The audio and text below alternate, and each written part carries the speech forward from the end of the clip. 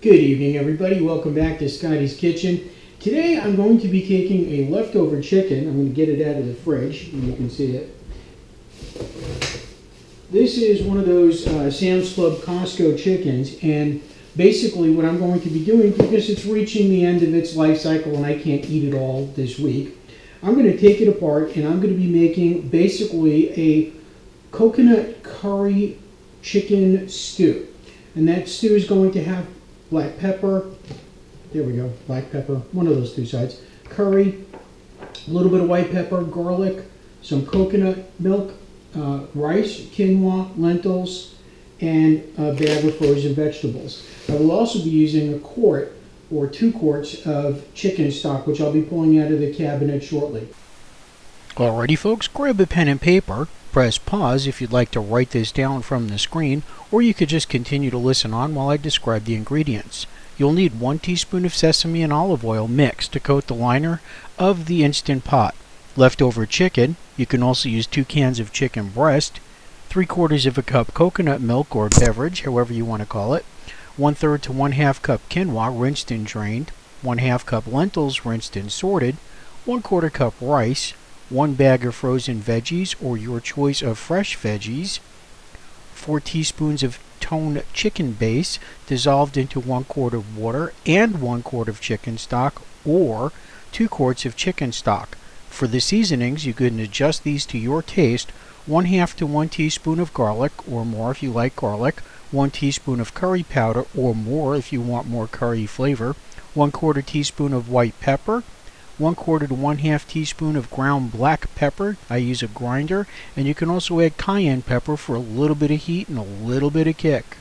So what I'm actually going to do today, what I'm going to do this time is I'm going to use 4 teaspoons of the chicken base from Tone's Chicken Base. It's Members Mark brand, and that'll add and conserve on having to use up too much of the organic chicken broth, because I like to keep this for really good days. So I'm going to use that with this. The first thing we're going to do is I'm going to be taking the inside of this pot, which is the liner for the Instant Pot, and I'll be lining it with a little tiny bit of sesame seed oil mixed with olive oil. And I'm going to go to that in just a moment. So what I'm doing here is I'm adding olive oil into the bottom of the pan, and I'm just going to use my fingers, and I have a towel for that, and some toasted sesame oil, which is actually gives a little bit of a different nutty flavor to the base of the mix of the stew. So there we go. It's probably about a teaspoon and a half of each into the bottom of the pan, into the bottom of the liner. I keep looking at my phone because I'm just used to that, because I have no idea what I'm looking at. I'm just going to smush that around to line the entire pan, the inner liner here, with some base so that stuff doesn't really stick. If you've never done that to your Instant Pot and you've had a scrub, this is one of the best methods for not having to do that. And I've made this a few times in the house, and I figured I'd share my recipe with the rest of the planet here, because heck, it's pretty good. I get a lot of people who like this stuff, and I've had friends who like, hey, could you give me that, recipe? Sure. So let me just clean off my hands. Now, what I'm going to do next is I'm going to be taking apart the chicken from the bone. Basically, whatever's left on here is going to be the base of our chicken for the meal. But the first thing I need to do is get that going. Then I'm going to start setting up the stuff inside of the Instant Pot, and I'll be back with you in just a moment. So what I've done is I've got to rinse and drain the quinoa before it could be used. And that's about 1/3 of a cup, just under 1/3 of a cup of quinoa into the pan. The next thing I have to do is also take the lentils and sift through them and sort them out, which doesn't take a whole lot of time. But I use probably about 1/2 bag of lentils. I love the flavor of lentils. When I was married, that was a great dish. My ex-wife's mom used to cook incredible lentil dishes, and they taught me how to cook with lentils, and I've been doing a lot of lentil dishes lately. They're very high in protein. I'm not using the whole bag, probably about that much, because I have a little bit of rice going in. So I'm going to rinse these off over here. Get the water cold again.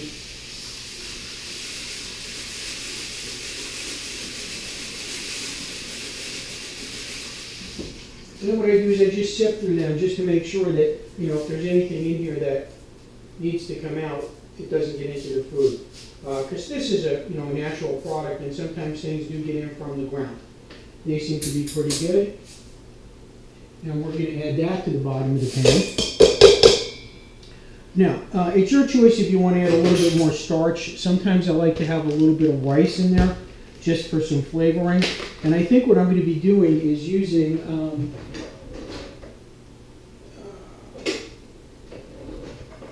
we're going to use just a little bit of rice, just for some base and just for some texture and also it'll bind it up a little bit more. Because I like a good thick stew. Now remember, for every measuring device of rice that you use, you need that much more liquid. It's a 2-to-1 ratio on rice. Brown rice is a little bit more than that, but we're not cooking brown rice. So right now I've got all that inside of the pan. And I don't put the vegetables in yet, but I do put the coconut at the bottom so it starts to absorb some water. And I'm just going to take a couple of pinches of that because it doesn't need to be a whole lot. And sometimes the coconut doesn't soften up as much as I'd like it to. And that's what it looks like in the pan. So now that the coconut's in there and all this other stuff's in there, including lentils, quinoa, we're going to start flavoring in just a moment. Move this off to the side. All right. Now, the vegetables I usually put in first before I do anything else. And I'm using a bag of frozen vegetables. This time I'm using carrots, corn, and green beans and peas. You know, one of the easy things, you know, sometimes I like to do this with fresh vegetables, but I haven't been to the market in a long time to buy fresh stuff. Fresh compactor, gotta love those. So what we're gonna do next, what I'm gonna do next is I'm gonna start this seasoning. Basically I like to use garlic, and I haven't really measured garlic, but in light of the fact that I'm doing this and gonna be broadcasting this, I'm gonna guess that it's probably just about under just about a teaspoon of garlic. Curry, we're going to go, that is God, I need my glasses. That's a 1/2 teaspoon of curry powder. Get that in there. I'm going to go a little bit more because I like that. The coconut's going to kill off some of the curry flavor and make it a little bit milder. I also have some white pepper, which I have been trying to experiment with. And I'm going to start with, this is a 1/4 teaspoon.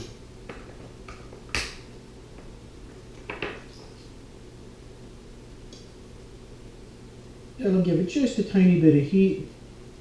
I don't really like to use too much cayenne pepper in my cooking. It doesn't work well with me. And then I grind up a little bit of black pepper on top.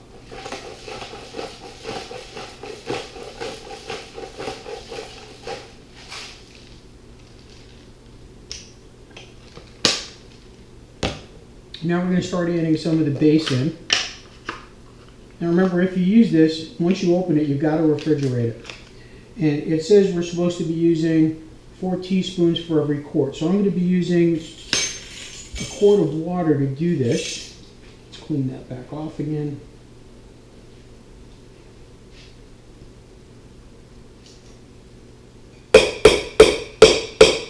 You know what? I have a better idea. Give me a moment. I think this is pretty close to a quart. So what I'm going to do is I'm going to get some water and start mixing this up. We're going to get some from the fridge.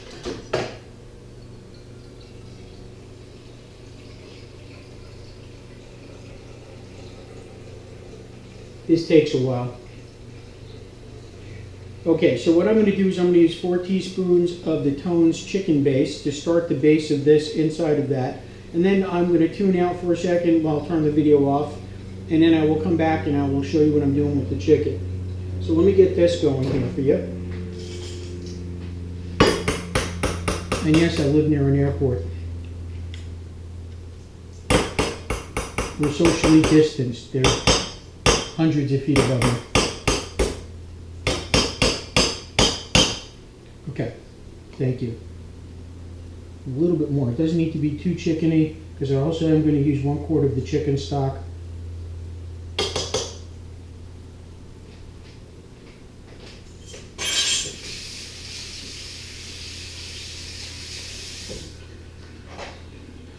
And I'm going to use a little whisk just to start getting that kind of blended into the water. And you can also judge by eye when you're doing this. When you start to fill this up with the liquids, you can see exactly where you need to be. This is pretty much ready to go. Now some people do like to stir it up at this point. I might just give a little quick stir. I like the... Come on, I've got a carrot stuck in a whisk. Oh my God, my day's over. Okay, so we've got the chicken base in. We're going to add the chicken stock in a bit. But first let me get the chicken into this. And I'm going to show you what I'm going to do with that. Basically, I'm going to be cutting it. I'm not even going to be cutting. I'm probably just going to be pulling this apart by hand. It's just easier. I like good chunky chicken soup. And that's what this is going to be. Now some people don't like parts, I like all parts of the chicken. And I try not to waste any of this. You know, if you prefer white meat, if you want to do this with frozen chicken patties, that's also good. You know, they have the frozen ones that you could buy in the in Sam's Club, and you could just basically layer them up on top. This is going to be a nice chunky chicken soup. It's going to probably be more like a stew. I don't really care whether it comes out more stewish or more soupish. I'm going to eat it anyway. Either way, that's the way I eat. I like them either way. If it's a stew, I like that more towards the middle of winter. When it's really cold out, that stew is so hearty and it's so good. It's just such a great mix to a weekday meal to have that. And you serve that with some bread. If you gluten-free bread, whatever it is. I mean, there's a lot of chicken going to be in this one. The other thing I've done is I can also take the canned chicken from Costco or Sam's Club. I like the Sam's Club one better. It seems to have less weird ingredients in it. There is some stuff that makes me kind of wonder about the Costco stuff. It looks like it's a monosodium glutamate byproduct. Sam's Club does not have that in their chicken. So I use those cans when I can, if I'm not fresh chicken like I'm doing right now. So this is pretty much the whole method. Now, it does take about an hour and 20 minutes to cook, because I'm going to put it on the stew setting, which is on, you'll see that on the pot in just a minute. Let's see how much more chicken there is here. You know, I could have sliced and diced and done all that, but you know what? I just like a rough chicken chop in here, because the chicken is just, it's just going to have this flavor to it. Now, the Sam's Club chicken is already flavored, because that's how they roast it. And yeah, the counter's clean, so we're good there. All right. I think I've got as much chicken off of this as I can. Oh, we don't want any bones. By the way, I don't like bones in my chicken. Can't imagine why. Crunching things in the middle of the meal. All right, so some of this stuff I'm gonna snack on. There is now plenty of chicken inside of this, inside of the crock pot, the Instant Pot, excuse me. And I'm just looking for other pieces that I can pull off and put in here. That would shred really nicely with this. Now, having a little bit of fat in here in addition to the oil, I don't think that's so terrible. It's mostly olive oil anyway. And a little bit of sesame oil. That's not a part that I want to have in there. Put that over there.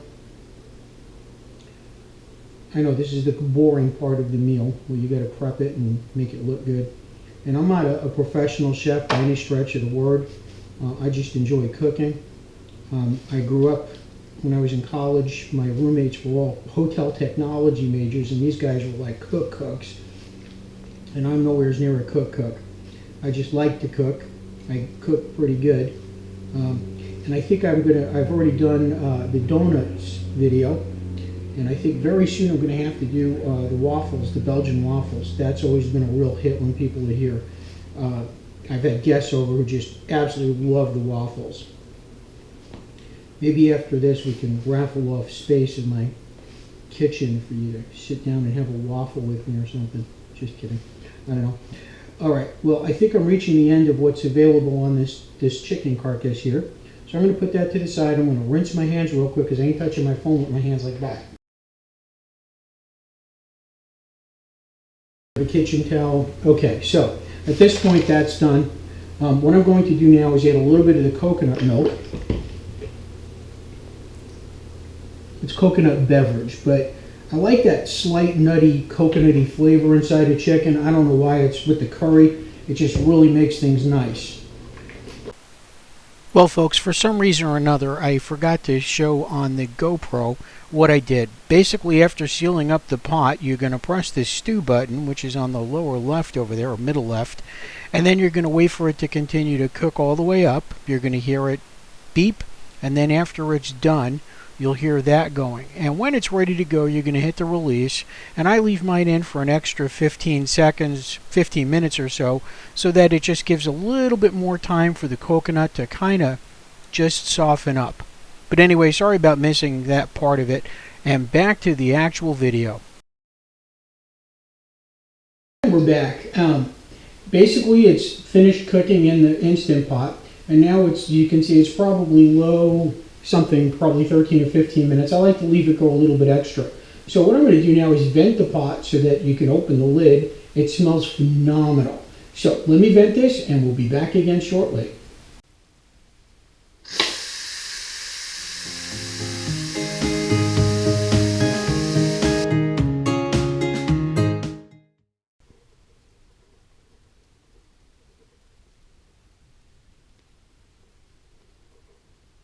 All right, there's a couple of shots of it.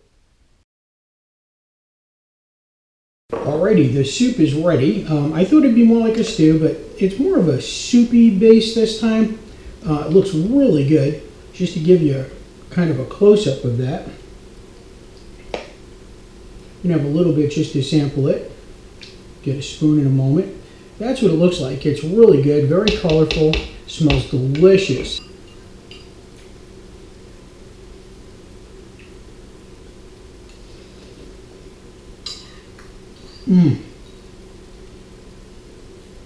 That is just so good. Anyway, I hope you enjoyed this episode. I was going to live stream, but I need to get a GoPro Hero 8 to do that. And right now it's just going to be posted.